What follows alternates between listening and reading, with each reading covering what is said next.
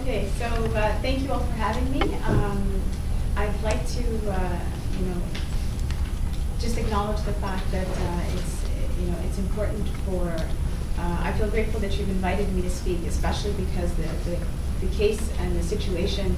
Of course, our coalition was formed around as a local issue, but I can tell you that this issue has touched, gone across the globe. We've heard from Canadians across the country, and there's been an outpouring of support. So I'll just start off by saying a couple of words about Abdirahman, just for the sake of remembering who he was. And then I will mention a couple of words about what the coalition is about, what we've done, the challenges that we've seen, and what we would like to see happen.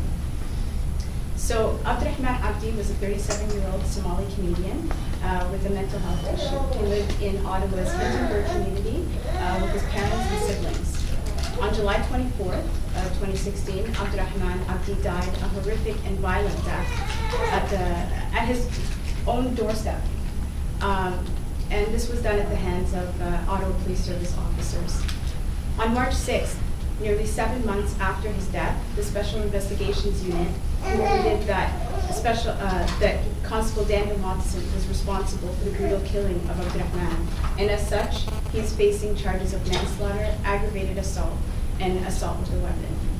I think that it may be uncomfortable to hear these words, that something like this happened, and by those who we entrust to protect us, but I think it's important to say this out loud because this is what hate looks like when we let it go unchecked.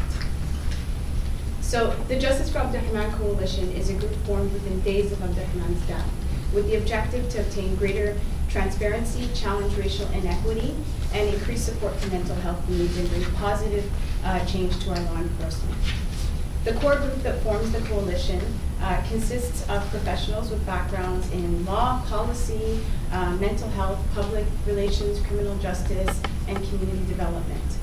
While our existence was born of tragic circumstances surrounding Abdirahman's death, our work is about restoring dignity and faith in our law enforcement institutions, the institutions that each one of us around this table pay our tax dollars to. Since Abdirahman's death, we've been working towards our objectives. Specifically, we've been focusing on key areas of action in media, political advocacy, policy, and legislative reform. The last 8 months has been intense and busy, to say the least. We've been working around the clock on these areas that I've mentioned. We've conducted research, we've consulted communities, and we've sat with officials at all levels of government, and we've remained vocal in the media. We've been in and continue to be in many cases in discussions with the mayor, the chief of police, the attorney general, various city councilors, local MPs, and many other local and national stakeholders. So to date, we've seen and uncovered some challenges around the issues of policing, hate, racial discrimination.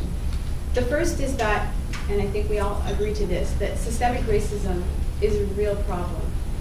But worse, the lack of acknowledgement and the accountability is a bigger problem. And this has been quite a bigger challenge. And third, there is serious dysfunction when it comes to the oversight bodies that govern our policing. And we should all be concerned about this. So there are a few things that we've learned to date. From our humble perspective, Ottawa is a wonderful city with a lot more love than hate. Despite this, there are some really ugly truths. Systemic racism is real, and policing in Ottawa is facing some very heavy challenges, and some critics have gone to the extent of calling it a crisis. There is a deafening and a painful silence from our leadership when it comes to acknowledgement of systemic racism in our institutions. The rhetoric we are hearing is that racism exists in society, and therefore it may exist in our institutions. What we would like to see is for this rhetoric to be stopped. Quite truthfully, this message, if there's one message that I'd like to leave with everybody today, is that for us to hear this from our leadership is extremely insulting, and we can't stand for it. We feel that this is the one critical piece that has been missing from all of the conversations that we've had to date, and it does hinder our ability to move forward in a real and meaningful way. Racism in policing manifests by the actions of some and the inactions of an organization. Of course, we've come to see that certainly, our policing is not racist in and of itself. However, when we turn a blind eye to situations of racism and hate, this is what we mean by systemic racism. Concerning police oversight institutions, they're a hot mess. We know this. The province knows this, and there's a justice looking into the matter. In fact, when Justice Tulloch was in town earlier this fall, he did request to meet with our coalition one-on-one. We were quite pleased to. And after conducting our own research and consulting with the community, we were able to provide him a set of written recommendations, which were quite welcomed. And we're very eager to see his report come out, I think, in the coming weeks. So thank you for listening. Before I completely wrap up, I just want to point out I'm sitting next to a very humble person. Amira and the organization she represents have been, fighting a really strong battle.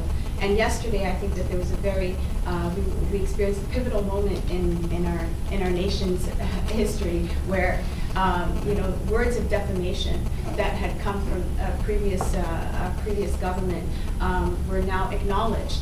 And some of the words I was just saying, the issue of acknowledgement and for leadership is so critical. So I can tell you as a private citizen, as an individual, who's seen this happen and have been kind of holding my breath, I was relieved, and I know that that is a sentiment that's shared by many Canadians. So thank you to Amira and the NCCM for their work in getting Canada to this